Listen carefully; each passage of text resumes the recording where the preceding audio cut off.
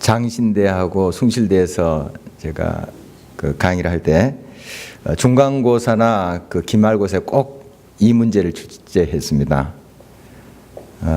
미리 시험 문제까지 알려줘요.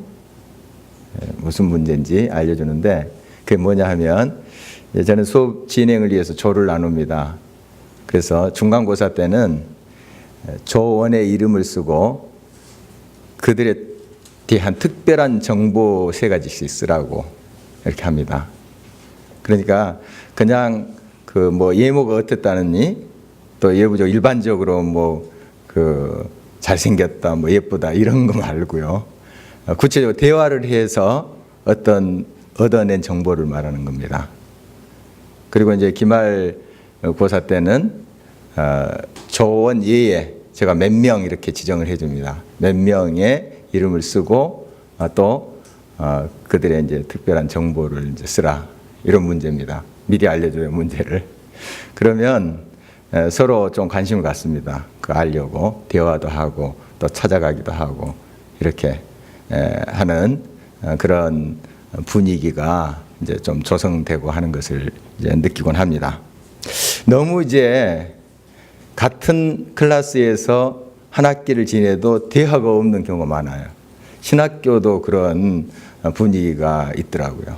신학교조차도 이제 뭐 세 과가 있는데 신학과, 기독교 교육학과, 교회음악 적은 그 학교지만은 서로가 과가 틀리면 잘 이렇게 교류가 없는 것 같아요. 그래서 그렇게 이제 서로 찾아가서 대화도 해보고 말도 걸고 이렇게 하다 보면 많이 친해지는 것을 볼 수 있습니다. 뭐 예로 이제 교회 음악과의 한 학생이 졸업 연주회를 한다. 그러면은 같이 다른 과에 있는 학생도 와서 같이 축하도 해주고 이런 이제 일들이 벌어지더라고요.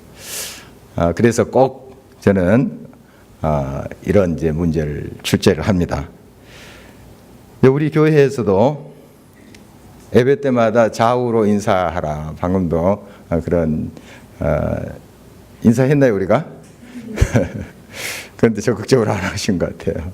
보니까 인사하라 하는 것하고 또 수요 기도 때마다 335 모여서 같이 기도 제목 나누고 기도하라. 물론 하나님께 우리가 기도하는 거지만 그래도 이게 다 친교의 일환입니다. 우리가 같은 공동체 안에서 서로의 삶을 나누고 기도 제목을 나눈다는 거 이런 것들이 필요합니다. 같이 교회 생활하면서도 저분의 기도 제목이 뭘까 이런 것조차도 모르고 또 관심조차도 안 갖는다면 그게 건강한 공동체일 수 없다. 그렇게 생각하기 때문이죠. 그래서 교회는 마땅히 친교 공동체가 돼야 됩니다. 그러니까 교회에 예배가 무너지면 건강한 교회가 될 수 없듯이 친교가 식어진 것도 역시 바르지 못한 교회의 모습입니다.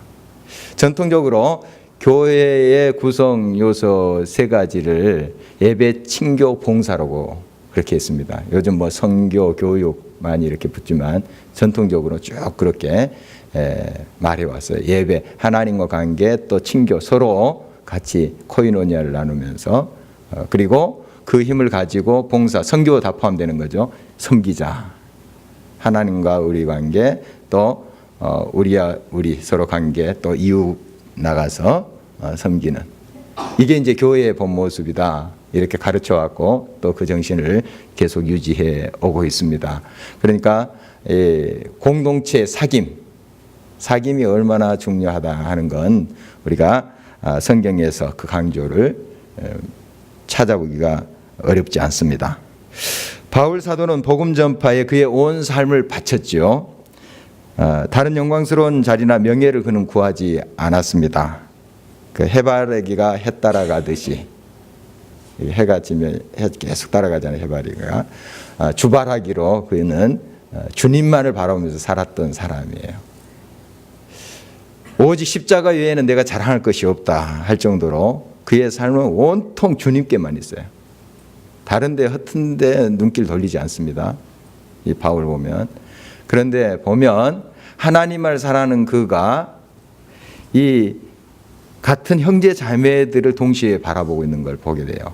우리가 하나님만을 사랑한다, 복음만을 위해서 산다 하는 사람들의 특징이 그거예요.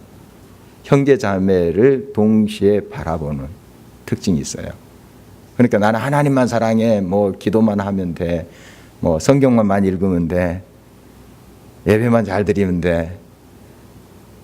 그리고 형제 자매가 어떤지 살펴보지 않는다는 건 진짜 하나님을 바라보지 않는 거예요. 진짜 하나님을 바라보고 주바라기로 산다는 건 형제 자매를 돌아보고 한 공동체를 살피는 것을 의미합니다.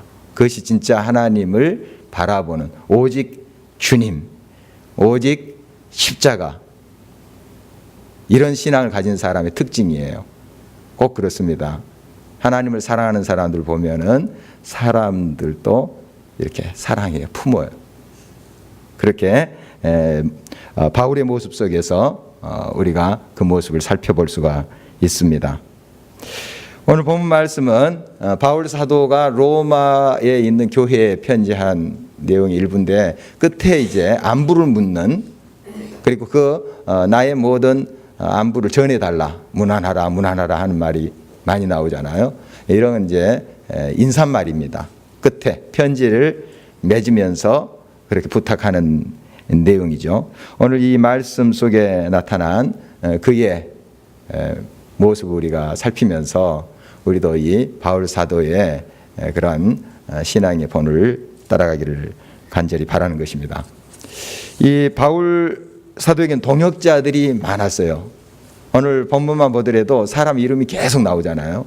보니까 다 알고 있는 사람, 바울이 그 사람 한 사람 한 사람을 거명하면서 그 앞에 수식어를 붙여요. 뭐 많이 수고한, 또 나의 동역자이고, 나랑 함께 갇혔던 사람이고, 나의 친척이고, 이런 수식어를 붙이는 거 봐요.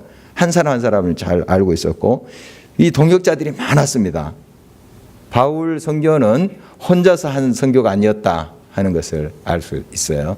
우리가 바울 선교 이렇게 이름 붙이지만 사실 바울 일행의 선교예요. 바울이 이제 대표자니까 바울 선교 뭐 이렇게 우리가 이름을 붙이지만 바울 일행의 선교입니다.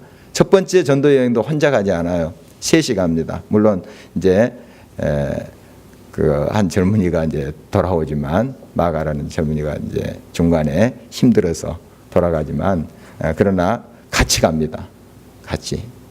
첫 번째 선교 여행은 바나바랑 이제 마가하고 바울이 이제 같이 가고요. 두 번째는 바울과 실라. 두 번째 전도 여행 바울과 실라가 가는데, 첫 번째 전도 여행했던 데를 먼저 거쳐요. 그리고 또 새로운 곳을 가고 그러는데, 이제 첫 번째 전도 여행 중에 거쳤던 루스드라에서 또 디모데를 만납니다. 합류해요. 점점 불어나요. 또 우리가 하는 걸 봐서 누가가 이제 사도행전을 썼거든요. 물론 성령의 감동, 감화를 받아서 쓴 거지만 우리가 하는 걸 봐서 누가도 합류해요. 두 번째 여행 때. 세 번째 여행 때는 또 더 많은 일행이 선교를 하고 있는 모습을 봐요. 그러니까 가는 곳곳마다 또 교회들이 세워지잖아요. 한번 딱 바울 일행이 지나간 곳은 막 교회가 되는 거예요. 교회가 되고, 그런 모든 이들이 이제 흩어져 있지만 서로 기도로 교통하고 동역자가 되는 거예요. 그러니까 오늘 이제 거명된 그러한 사람들 보면은 얼마나 많아요. 이런 사람들 다 알고 있는 사람들, 다 동역자들입니다. 그리고 오늘 보니까 거명되지 않는 또 형제 자매들에게도 문안하라 하는 이제 내용이 몇 군데 또 나와요. 오늘 본문에 보면은 이 이름이 없는 사람들도 많았다는 거죠. 형제 자매들이 많았다는 거예요. 보니까 이렇게 바울 선교는 함께 했던 것이다. 이걸 우리가 살펴볼 수가 있습니다. 예수님도 공생애 시작하실 때에 제일 먼저 했던 것이, 물론 이제 40일 금식 기도하시고, 그 다음에 뭘 하셨어요? 질문한 겁니다, 지금. 예? 뭐라고 하셨어요? 뭐라고 하셨는데? 예. 제자들 부르셨잖아요. 제자들을 부르러 다니셨어요. 나를 따르라 했더니 막 그물도 버리고 막 따르고 그랬잖아요. 이렇게 예수님도 사역하실 때 함께 하셨어요. 물론 예수님 혼자 다 하실 수 있는 분이에요. 말씀 한마디로 천지를 창조하신 삼일체 하나님이시잖아요. 또 바다야 잠잠하라 하면은 바다가 잠잠해져 버려요. 귀신은 나가라 하면은 귀신이 그냥 도망가고 그런 분이에요. 혼자 하실 수 있어요. 그렇지만은 이제 제자들에게 다 삶을 통해서 사역을 통해서 가르치는 거잖아요. 앞으로 이렇게 해라. 기도하는 모습 다 그렇게 보여주시고 이렇게 해라. 발 씻어주시고 이렇게 서로를 섬겨라. 예수님께서 제자들에게 다 본을 보이시기 위해서 가르치시면서 이런 것들을 보여주시는 거예요. 혼자 하실 수 있음에도 불구하고. 그래서 동역해라. 함께 하는 것이다. 물론 예수님도 삼일체 하나님으로서 온전한 조화 속에 함께 하세요. 삼일체 하나님이 온전한 조화고 함께 사귐이고 그 안에 교제가 있는 거죠. 삼일체 완벽한 하나됨이 있습니다. 이와 같이 너희들도 서로 함께 해라. 공동체로서 함께 사귀면서 서로가 하나 되어서 이 일을 감당해라. 이런 이제 메시지가 거기에 있는 것입니다. 예수님의 12 제자 외에 70인의 전도대도 성경에 나타나요. 이런 분들도 그냥 보낸 게 아니라 어느 정도 훈련을 시키고 보냈을 거란 말이죠. 둘씩. 이렇게 하는 모습도 보이고요. 또 마가복음을 보면은 따르는 여인들도 있었습니다. 여인들도 같이 있었어요. 복음에 헌신한 그런 분들도 계셨죠. 그러니까 이런 걸 보면은 예수님은 홀로 사역을 하지 아니하셨다 하는 걸 볼 수 있습니다. 이제 이건 다 제자들을 가르치기 위한 것이죠. 함께 하는 것이다. 함께 사역하는 것이다 하는 것을 보여주신 것입니다. 오늘 이제 본문 말씀 자세히 보면은 참 많은 사람들이 등장해요. 이런 사람들이 서로 또 공동체를 이루면서 사귀면서 주의 일을 하는 모습을 우리가 서신서를 통해서 또 사도행전을 통해서 금방 알 수가 있습니다. 이제 가는 곳곳마다 교회가 생기고 그들은 금방 또 하나가 됩니다. 서로 뭐 같은 유대인들도 있겠지만 이방인들이 또 교회 안에 들어왔어요. 이 이방인들이 교회 안에 들어온 사람을 헬라파 그리스도인이라고 했어요. 그리고 유대인들이 그리스도인이 된 사람들을 히브리파 그리스도인. 크게 그렇게 이제 나눴죠. 그래서 교회가 그렇게 이제 형성이 돼가고 이제 세워져 가는 모습을 보게 됩니다. 2차 전도 여행 때 바울이 이제 실라와 함께 또 디모데 또 누가도 합류하는 것 같은데 같이 이제 일행이 쭉 지금 터키 쪽에 선교를 했습니다. 쭉 전도를 하고 1차 전도행 때 쭉 다녔던 곳을 한 번 더 보고 싹이 잘 자라나 살피고 또 이제 자꾸 다른 곳으로 이동을 했습니다. 터키 이제 동부 이쪽에가 이제 갈라디아고요. 그 다음에 비두니아는 저 북부 지역입니다. 그리고 이 서쪽 지역, 중서부 지역을 아시아로 했습니다. 소아시아. 우리가 요즘 아시아라고 이쪽 동네를 아시아로 하잖아요. 그거 구분하기 위해서 소아시아 이렇게 부르니다만 그 당시에는 아시아라 그랬어요. 그냥. 이 아시아, 터키, 서중부부입니다. 그런 곳을 이제 밟으면서 복음을 증거하는데 자꾸 성령께서 서쪽으로 막 밀어가시는 거예요. 그러면서 이제 터키 서북부에 드로아는 항구가 있는데 거기에 있을 때 열심히 기도하는데 하나님께서 환상을 보여주세요. 마게도니아, 지금 이제 유럽 쪽이죠. 지금 그리스 북부 쪽입니다. 거기에 이제 한 사람이 나타나서 이리 건너와서 우리를 도우라. 이런 이제 비전을 보죠. 그래서 이제 하나님의 부름을 받고 이제 마게도냐로 드디어 갑니다. 그 첫 관문이 빌립보죠. 우리가 빌립보서 요즘 아침마다 묵상하는데 바로 그 빌립보라는 곳입니다. 그 빌립보에서 어떤 사람들 처음 만나냐면은 강가에 있는 여인들을 만나요. 여인들을 만납니다.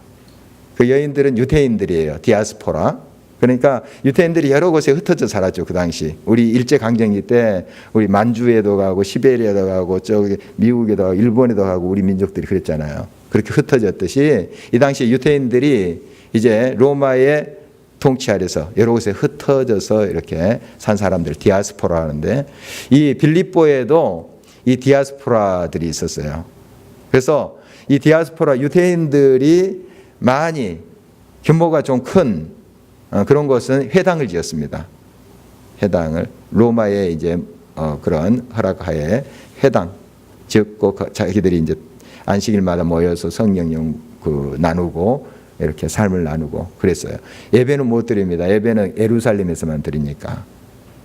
예배는 못 드리고 거기서 이제 같이 삶을 나누고 그렇게 유대인들이 삶을 영위했죠. 그러나 이제 그런 회당이 없는 유대인들의 삶의 규모가 조금 이제 작은 곳은 그냥 이 강가나 한적한 곳에 끼리끼리 모였어요. 유대인들이. 그리고 기도도 하고 뭐 이렇게 삶을 나누고 그렇게 했던 것으로 보여요. 이 여인들이 이제 강가에서 빌립보에서 유대인 여인들이죠. 이제 앉아 있는데 바울 일행이 거기 이제 소식을 듣고 찾아갑니다. 그래서 금방 친해져요. 금방 친해집니다. 예수 그리스도의 이제 복음을 증거하고 했더니 진짜 마음을 열고 받아들인 그 복음을. 우리가 쭉 알았던 그 메시아가 바로 이 나사렛 예수시다. 그들이 이제 유대인들이니까 어느 정도 성경 알잖아요. 그리고 메시아라는 거 알아요. 그런 배경 아래 그걸 쫙 바울이 설명하니까 이 여인들이 마음을 열고 예수님을 영접하는 거예요. 그래서 생겨난 교회가 빌립보 교회예요. 그러니까 보면 바울이 처음에는 이런 사람이 아니었습니다. 예수님 막 핍박하고 했을 때 아주 무서운 사람이었죠. 아주 그냥 돌같이 굳어져 있던 사람이에요. 막 살기가 등등했던 사람이라고 사도행전 그리고 있는데 이런 사람인데 예수님 믿은 다음에 얼마나 친화력이 이렇게 뛰어난지요. 막 여인들한테도 다가가서 막 복음 전가 금방 친해져 버린 거예요. 그리고 교회가 돼버린 거예요. 이런 사람이 돼버립니다. 여러분 예수님을 잘 이렇게 영접하고 예수님을 또 우리가 잘 체험하고 하는 사람은 이렇게 사람과의 관계 속에서도 참 친화력이 있어요. 같이 이렇게 잘 어울리고 사귐이 풍성하게 돼요. 사귐이. 그런데 나는 하나님만 오직 말씀만 하면서 그냥 사람에 대해서 벽을 쌓고 이렇게 산다는 건 말씀대로 하지 않는 거예요. 자기의 율법주의적 신앙에 젖어 있는 것이죠. 이 바울은 점점 변해가요. 그의 후기 서신을 보면 전기 서신이 있고 쭉 그 편지가 후기 서신으로 가거든요. 이제 나이가 든다는 거죠.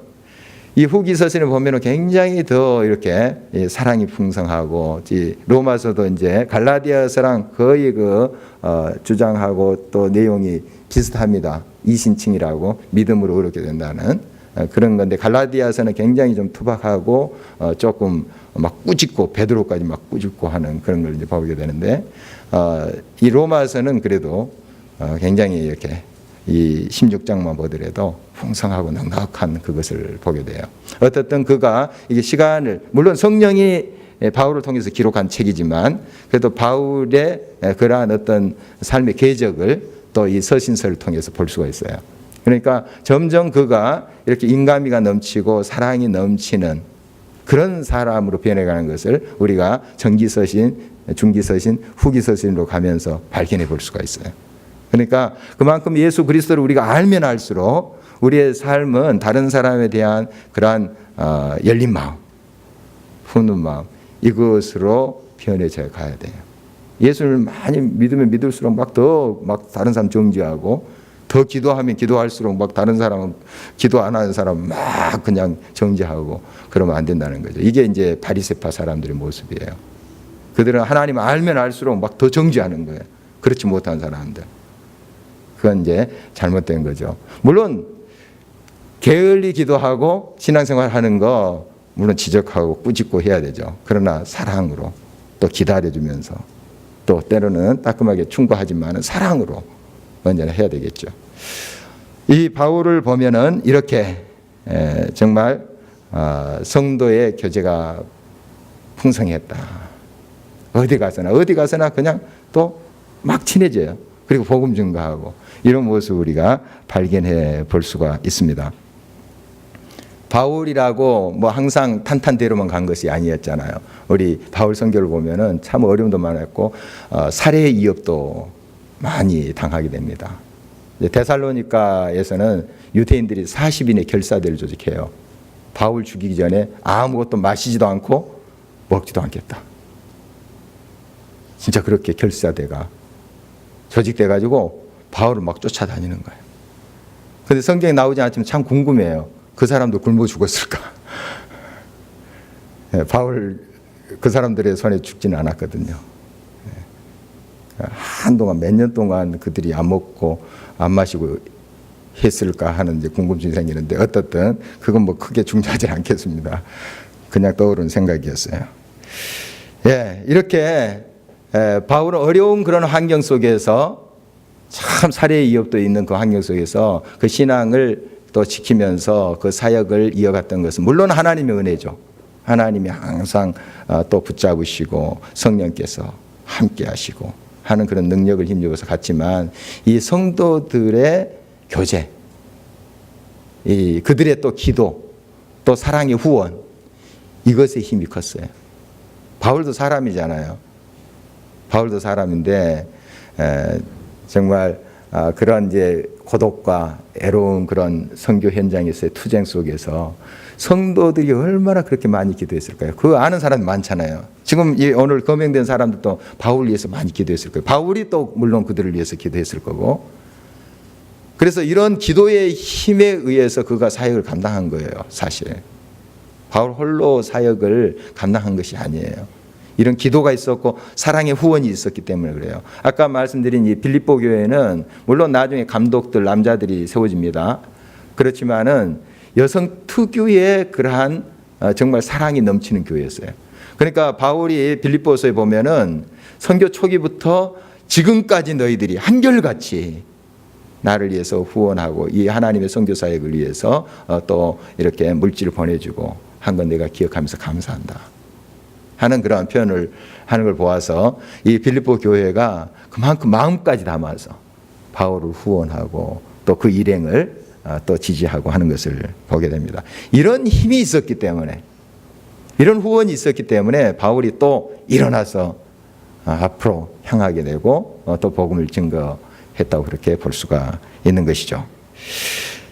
미국에서 의료학 박사를 받고 시애틀 퍼시픽 대학에 재직 중인 이재일 교수의 이야기입니다. 그는 한 6년 동안 유학 생활을 했는데 참 이제 뭐 그렇게 풍족한 가운데 유학 생활을 하는 것이 아니라 참 힘들었어요. 재정적으로도 어렵고 참 공부하는 것도 쉽지 않잖아요.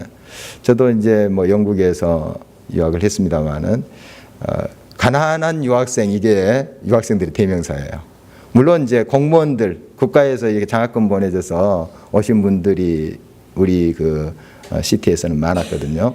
우리가 이제 버밍엄 시티인데 그 버밍엄 대학인데 그분들이 많았어요. 그분들은 그래도 국가에서 이제 장학금도 보내주고 생활비도 보내주고 해서 상대적으로 우리 이제 교육자들보다는 생활의 형편이 좀 낫습니다. 그런데 이제 우리 신학 공부하는 이제 우리들 보면은 상대적으로 이제 가난하죠. 가난한 유학생, 이게 이제 우리들의 대명사였는데 어떻든 이 분의 형편을 좀 알 것 같아요. 얼마나 힘들고 어려웠었는지. 또 공부하는 것도 녹록지 않습니다. 뭐 제일 어려운 게 그 전공이 아니라 영어입니다. 영어가 제일 어렵더라고요. 여기서 많이 배웠죠. 10몇 년을 배우고 갔어도 진짜 안 되는 게 영어예요. 그런데 어떻든 그런 걸 이제 헤쳐가면서 한다는 게 쉽지 않더라고요. 이분도 이제 그런 고독과 막 어려움 속에 있는데 그에게 힘을 줬던 게 이 구역 모임. 한인들이 이렇게 모였나 봐요. 구역 모임을 모이는데 8시에 모여가지고 자정이 되도록까지. 막 그 바쁘잖아요. 막 써내고 또 논문 쓰고 바쁜데도 정말 이 시간이 그 모든 어려운 유학 생활을 헤쳐갈 수 있는 힘을 줬다. 그렇게 고백하더라고요. 이 시간. 아무리 바빠도 이 시간 막 지킨대요. 같이 그 삶을 나누고 말씀 나누고 같이 막 기도하고 그리고 서로의 문제가 자기 문제인 것처럼 자기 문제죠 사실 처럼이 아니라 막 같이 막 기도해주고 힘을 얻고 그래서 아무리 몇 시간 동안 어떨 때는 막 초저녁에 5시에 만나가지고 막 자정이 넘도록. 그리고 집으로 안 가고 도서관으로 간대요. 그렇게 공부를 했대요. 그렇게. 그러니까 오히려 푹 쉬고 공부하고 이러면 더 효과적일 텐데 그러면 못했을 거래요. 자기 그 재정적인 형편이나 그 상황 속에서 그렇게 꾸려가지 못했을 거죠. 오히려 그 시간이 있었기 때문에 그게 허비된 시간이 아니고 없어진 시간이 아니고 그 시간에 성령의 능력과 힘을 얻고 또 서로가 지지해주고 막 격려해주고 그리고 또 비슷한 처지잖아요. 나만 그렇지 않구나 하는데 얼마나 큰 위안이 되겠어요. 그런 것 때문에 서로가 지지해주면서 그 모든 것을 헤쳐갔다 하는 고백을 하고 있더라고요. 그래서 이제 미국에서 또 이제 한국에 돌아와서 지금 교수로 또 여러 부분에서 그 같이 나눴던 형제자매들이 지금 훌륭히 사역을 하고 있다 하는 글을 읽어봤습니다. 여러분, 이 사귐이라는 거 참 중요합니다. 하나님과 물론 사귐, 또 우리 교우 간의 사귐. 특히 이제 교회 전체적으로 사귀는 게 쉽지 않잖아요. 그래서 꼭 구역 모임에 여러분 나가시고 함께 구역을 중심으로 또 소그룹 중심으로 잘 모이라 하는 이유가 여기 있습니다. 여러분 그런 교제와 사귐을 통해서 여러분 많은 위안과 힘을 얻게 됩니다. 이렇듯 바울은 사귐의 중요성을 잘 알고 있었습니다. 어제 또 여성 구역 한 구역을 이제 신방을 했는데요. 너무 은혜스럽다는 거예요. 좀 웃고 있는 우리 집사님, 또 집사님들 계십니다. 권사님도 계시는데 그 구역입니다. 너무너무 그 시간이 기다려지고 막 한다는 거예요. 거기에서 이제 말씀의 은혜도 받고 또 삶을 이야기하는데 정말 너무 기쁘고 즐겁다 이런 고백을 합니다. 다른 구역은 어떨까 하는 궁금증이 있다고. 다른 구역도 그러냐고. 그래서 다른 구역들 제가 몇 구역 잘 지금 모이고 있는 구역들 좀 이야기를 했습니다만은 참 이렇게 서로 형제 자매 간에 친교하면서 말씀과 삶을 나누면서 이렇게 힘을 얻는다는 게 얼마나 중요한지요. 정말 그런 것들을 우리가 잘 볼 수 있습니다. 이렇게 이제 친교할 때 간단히 이제 먹는 것이 또 중요해요. 너무 과한 것은 참 서로가 부담이에요. 서로가 부담인데 각자 있는 것을 가지고 간단히 차 뭐 다과 정도 이렇게 준비할 수 있잖아요. 그렇게 나누면서 하면 또 그 친교가 사귐이 더 풍성하게 돼요. 예수님도 보면 사실 가는 곳곳마다 좀 식사를 해요. 우리 복음서에 보면은 식사합니다. 심지어 나병 환자 시몬 집에 들어가서 또 식사하십니다. 그런데 이렇게 자꾸 이제 음료 마시고 이게 빵도 드시고 이런 모습을 보면서 이 바리새인과 서기관들이 제자들에게 이렇게 이야기해요. 네 스승은 왜 저렇게 먹기를 탐하냐? 세례 요한 봐라. 세례 요한. 그는 금식도 하면서 절제하는 삶을 살지 않냐. 이렇게 비난하는 것을 우리가 성경에서 볼 수 있습니다. 그런데 예수님이 어느 집에 가서 식사를 할 때 막 그런 식탁을 그렇게 부탁하고 또 요구하고 하지 않았습니다. 그냥 있는 거 같이 나눈 거예요. 그냥 있는 거. 그러면서 서로 그냥 기쁨이 충만한 거예요. 아까 이제 나병 환자 시몬 집에 들어가서 만약 이제 이 당시에 그 나병 환자들은 정말 사회에서 사람 취급을 받지 못했어요. 같은 건강한 사람들이 동네에 같이 못 살았어요. 그 성 밖에서 살았어요. 그런 사람들 아주 불쌍한 사람들입니다. 그리고 건강한 사람 지나가면 부정하다 3번 외쳐야 돼요. 나는 더럽다는 거예요. 그러니까 알아서 피해가라는 거예요. 그게 법이었어요. 그렇지 않으면 돌에 맞았어요. 불쌍한 사람들이에요. 불쌍한 사람들. 그런데 이런 사람들이 얼마나 그냥 풍족하게 살았을까요? 못 살면 사회적으로 소외된 사람들이 풍족하게 살 일이 없죠. 참 가난한 사람들이에요. 가난한 사람들인데 그 집에 들어가서 예수님이 식사를 하신 거예요. 그러면 그 나병 환자 시몬이 그렇게 생각했을까요? 나 이렇게 가난한데, 찢어지게 가난한데 그냥 밥 축낸다고 그렇게 속으로 생각했을까요? 이 시몬이 정말 감격했을 거예요. 우리 집에 와서 예수님이 같이 식사를 하시다니, 이 초라한 반찬인데 맛있게 드시다니, 감동했을 거란 말이에요. 감동. 그게 나눔이에요. 그게 뭐 풍성한 식탁을 차려서 그냥 막 이렇게 하는 것을 예수님이 원치도 안 하셨고, 또 그렇다면 억지로 한 거 예수님이 잡수시겠어요? 억지로 그냥 부담스럽게 그냥 있는 것 가지고. 시몬의 집 그 반찬이 얼마나 풍성했겠어요. 그냥 있는 거, 꽁구머리 밥에 뭐 된장국 정도겠죠, 우리식으로 표현하자면. 맛있게 드시는 거예요. 감동하는 거예요, 이 시몬이. 여러분, 이게 나눔이에요. 이게 나눔이에요. 괜히 이제 구역에서 이 먹는 것 가지고 시험에 드는 사람들이 있어요. 너무 잘하려고 하기 때문에요. 너무 그럴 필요 없어요. 있는 대로. 때로는 그렇게 오해를 하기도 하더라고요. 전에 있던 교회입니다. 꽤 오래전의 이야기인데, 이제 찬양 예배를 저녁에 드렸어요. 그래서 저희 사택이, 저희가 이제 모이는 교회 어떤 건물을 빌려서 했었거든요. 주님의 교회 초창기 이제 때인데, 그 뒤에 이제 저희 사택이 있었어요. 그래서 이제 제가 이제 찬양 예배 때 이제 찬양 팀이 있었어요. 찬양 팀을 제가 이제 인도를 했었어요. 그래서 그 찬양 팀이 오후에 연습하고 또 저녁에 찬양 예배를 드려야 되니까 저녁이 좀 애매하잖아요. 그래서 가끔씩 우리 집에서 식사를 해서 그냥 있는 것 가지고 뭐 진짜 꽁보리밥 된장국 이렇게 표현하자면 했어요. 그런데 이제 새로 이렇게 이 찬양팀에 합류하신 분이 있어요. 합류하신 분이 있는데, 이제 우리 집에서 식사합니다, 뭐 이렇게 이제 광고가 나갔죠. 그런데 이분은 초대받은 걸로 생각한 거예요. 초대받은 걸로. 와봤더니 이게 진짜 꽁보리밥 된장국이에요. 이제 예를 들자면 굉장히 시험에 드셨어요, 그분이. 사람 초대해놓고 이게 무시한 거냐. 사람 초대해가지고 무시한 거냐.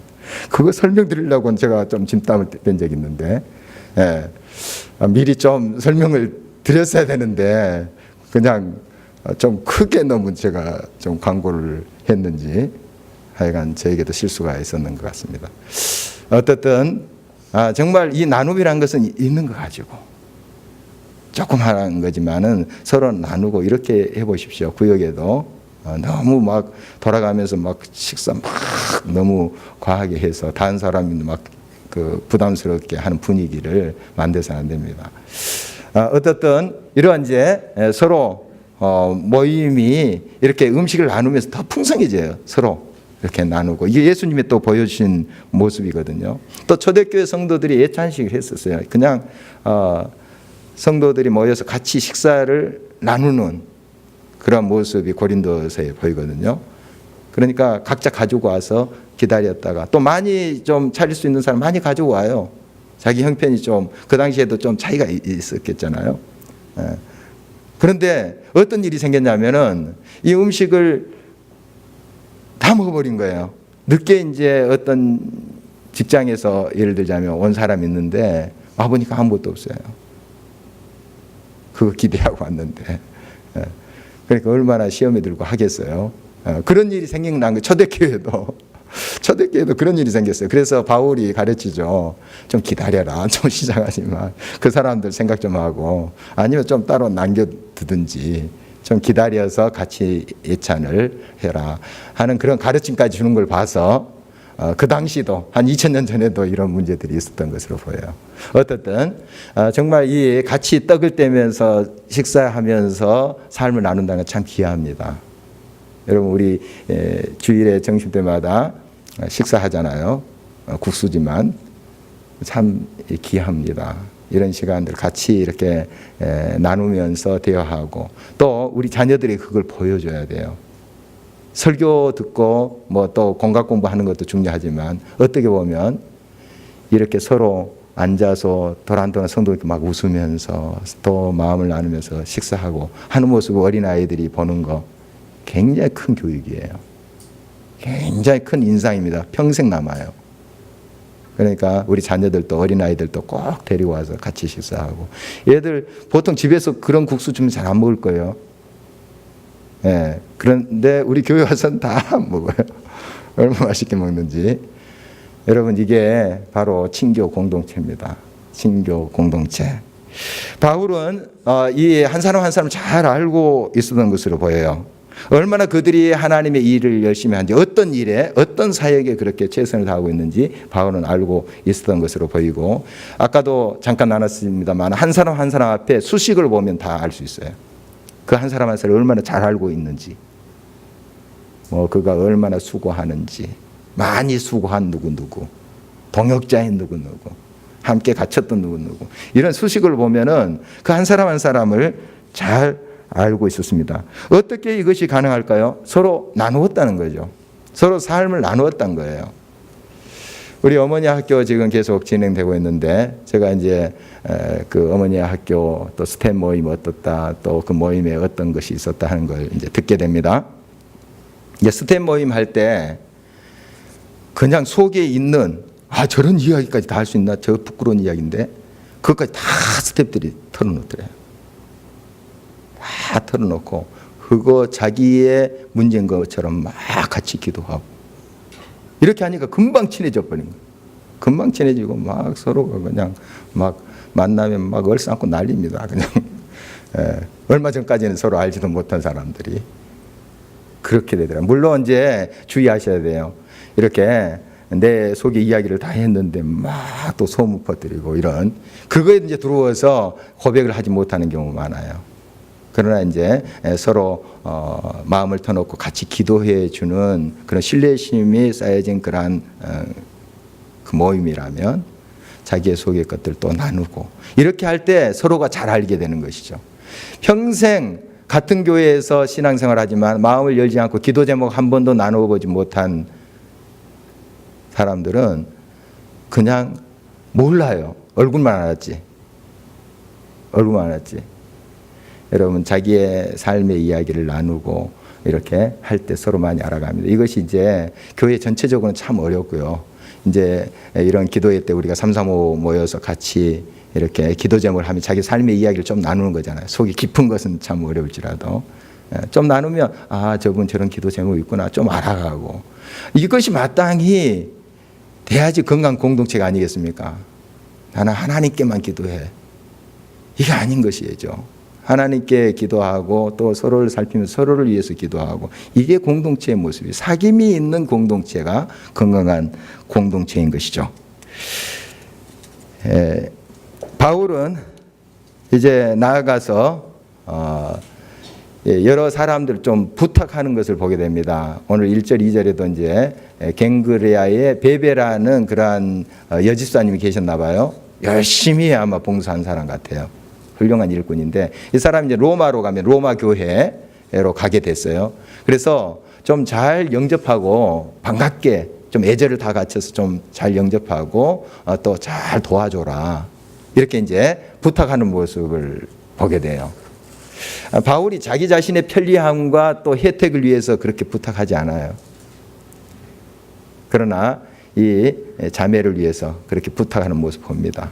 형제 자매들에 대한 그러한 마음을 쓰는 것을 봐요.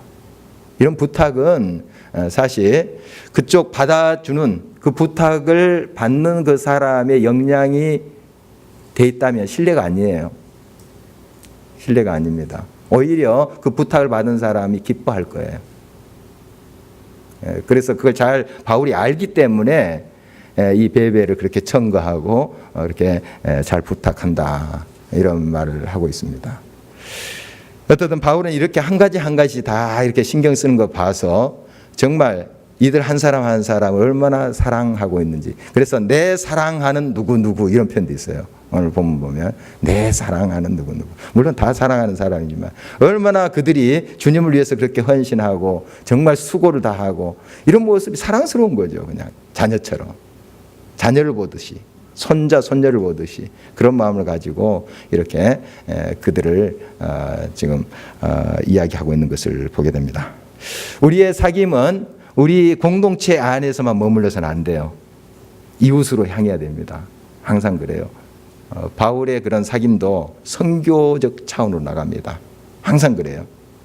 그냥 우리만, 우리 교회만, 우리 공동체만 이것이 아니고 끊임없이 세상을 향하여 나가라. 예수님의 가르침도 그런 거예요. 세상의 빛과 소금이라. 세상에 나가서 그들을 섬기고 그들도 한 공동체임을 늘 의식하라는 그런 가르침인 것이죠. 우리 교회 찾아오는 이제 노숙인들에게 저희들이 라면 2개씩을 드리는데 며칠 전 노숙인 이제 한 사람이 현관에서 막 열을 내면서 화를 내면서 소리를 치고 있었어요. 알고 봤더니 라면을 이 봉투에 안 담아줬다는 거예요. 봉투에. 그동안 저희들이 수년 동안 이 라면을 나눠줬잖아요. 이런 사람 없었습니다. 그냥 가방을 가지고 오시기 때문에 그 가방에 그냥 넣고 감사합니다. 맛있게 드세요. 이렇게 하시거든요. 우리 교육자들이. 맛있게 드세요. 그러면 감사합니다 하고 아주 기쁨을 받아가요. 그런데 이분 처음 온 사람이래요. 나중에 알고 봤더니 처음 온 사람은 막 그냥 소리치면서 막 화내는 거예요. 그래서 내가 이제 그 옆을 지나가는데 한 권사님이 미안합니다 이러더라고요. 잘하셨어요. 그러니까 이 사람이 미안하기는 내가 미안하지만 막 하면서 또 막 화를 내는 거예요. 화를 내면서 이 라면이 자기한테 이야기한다는 거예요. 처먹든지 말든지. 그런 소리를 하는 거예요. 그냥 막 차라리 주지를 말든지. 이게 뭐냐고 말이지. 거지로 아냐 뭐 이런 뜻인 것 같아요. 참 고약하다 하는 생각이 제가 들었습니다. 이런 행패냐 하는 생각이 들었어요. 진짜 들었습니다. 내가 나서면 안 되죠. 또 한바탕 또 길가의 교회 이모 목사가 누구랑 또 한바탕 주먹 다짐했다 이런 뉴스가 또 나면 안 되죠. 그래서 참았습니다. 그런데 한편으로 이런 생각이 들었어요. 한편으로 일리가 있다. 일리가 있다. 물론 그분이 좀 그렇게 행패 부르지 말고 좀 봉지 있습니까? 이러면 좋은데 또 다 그렇습니까? 그들 나름대로 또 자존심이 있는데 우리가 거기까지 헤아리지 못했구나 하는 생각을 했습니다. 거기까지 헤아려서 좀 비치해 놨다가 뭐 밖에다 써붙이면 되죠. 봉투 필요하신 분은 좀 말씀해 주세요. 뭐 이렇게 우리가 이제 화요일만 막 요일 불문하고 막 오시는 거예요. 그러면은 이렇게 우리 교육자들이 부교육자들이 무슨 업무를 하다가 막 오시니까 또 하다가 이게 집중이 안 돼요. 그래서 이제 화요일로 이렇게 해서 그분들이 아세요. 항상 오신 분이 오시거든요. 그런데 그분은 처음이라고 그래요. 이 로마의 법을 따라야 되는데 또 그런 분이 있긴 합니다. 그래서 어떻든 그런 생각이 들었어요. 우리가 이제 수년간 이 일을 해왔잖아요. 라면 이제 2개. 그래서 맛있게 드세요 해서 우리의 마음을 이제 들여서 준다고 했는데 어떻게 보면 이게 이제 좀 상투적이 우리가 되지 않았나 하는, 항상 그런 건 아니지만 어떨 때 생각 없이 뭐 오니까 그냥 2개. 그래서 어떤 사귐과 서로 그분에 대한 어떤 인격에 대한 존중함 이것 없이 이제 라면 받아가는 사람하고 우리가 생각 없이 줄 수 있다는 거예요. 우리가 의도적이지는 않지만 작정하고 그렇게 한 것은 아니지만 사귐 없이 나눔이 돼갈 수 있겠구나. 사귐 없는 나눔이 있을 수 있겠구나. 이런 생각이 든 것이죠. 그래서 그분의 뭐 행패에 대해서는 지금도 좀 기분이 나쁩니다만은 그러나 좀 좋은 교훈을 주었다. 이런 생각을 합니다. 생각거리를 줬구나 하는 그런 마음이 들었습니다. 어떻든 우리의 나눔은 우리의 이제 또 사귐은 이웃과 함께 해야 됩니다. 늘 배려하면서 또 자그마한 거 하나 전달하더라도 사귐이 있는, 나눔이 있는, 마음이 가서 하는 그러한 일로 우리의 모든 사역이 이어진다면 우리의 사귐은 더 아름다운 하나님의 영광을 드러내고 꽃을 피우라고 믿는 것입니다. 오늘 말씀 기억하면서 함께 기도하도록 하겠습니다.